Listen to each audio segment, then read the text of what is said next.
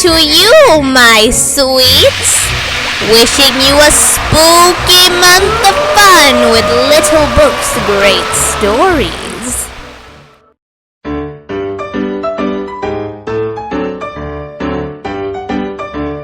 Welcome back to Little Book's Great Stories and Happy Halloween! Today we'll be reading The Berenstain Bears' Big Halloween Party. The Bear family is hosting a Halloween party in their neighborhood. There's going to be so much fun and games and trick-or-treating and costume contests. Let's see what happens. But don't forget to subscribe. The Berenstain Bears' Big Halloween Party. Skeletons, goblins, ghouls, and ghosts! Come to our party. We'll be your hosts. It was autumn in Bear County, and Halloween was on its way. This year, the whole neighborhood was getting together for a big Halloween party at the Bear family's treehouse. There would be a costume parade, games and refreshments, a costume contest, and trick-or-treating for all. Brother, sister, and Honey could hardly wait. The cubs were thinking about their costumes. "I'm going to be a fire-breathing dragon," said Brother. "I'm going to be a swan mutant superhero," said Sister. "I'm going to be a big bug," said Honey proudly. "A bug?" asked Sister, surprised. "Yes," said Honey. "A ladybug." "Oh," said Brother. "That will be cute." Mama and Papa overheard the cubs. "Excuse me," said Mama. "Where are these costumes coming from?" "The Halloween store," said Brother. "I'm not sure the Halloween store has those costumes," said Papa. "Perhaps you and Mama could help us make them," said Sister. Mama and Papa looked at each other and sighed. On Halloween Day, the cubs' costumes were ready. They were magnificent. The whole family had indeed worked on them together. The neighbors were decorating the treehouse and setting out games and refreshments. The neighborhood cubs were wildly excited. Said Papa. "Now we're going to fill them up with sugar and candy." The party began with a grand costume parade.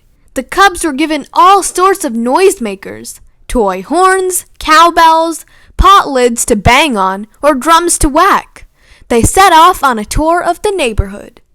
Toot, bong, clang, whomp, went the noisemakers. The cubs looked very nice in their costumes, and they had a wonderful time making all that noise. When the parade got back to the treehouse, everyone was hungry and thirsty. The parents doled out refreshments, and when everyone was refreshed, the games began. There was bobbing for apples. Little Billy Griswold lost a tooth biting into an apple. "That's all right," he grinned. "It would loose anyway." Papa supervised the beanbag toss.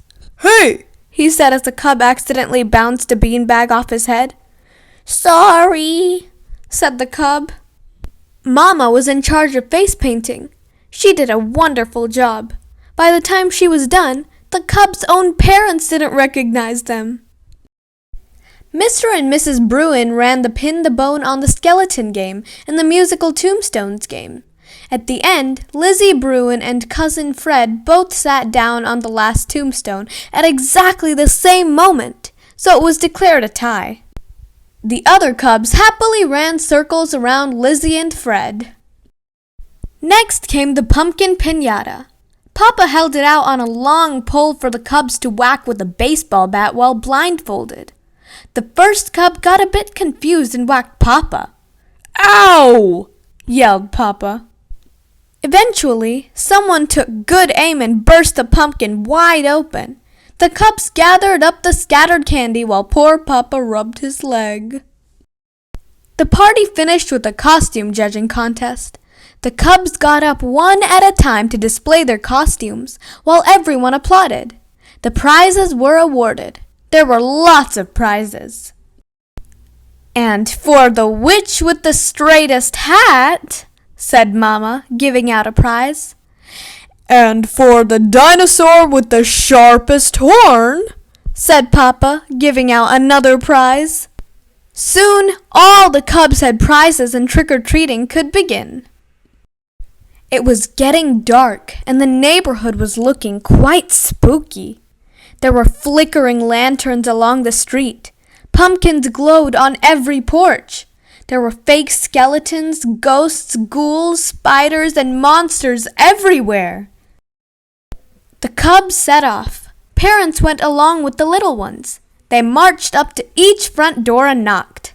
Some doors were old and creaky, and some houses had sound effects of shrieks and moans.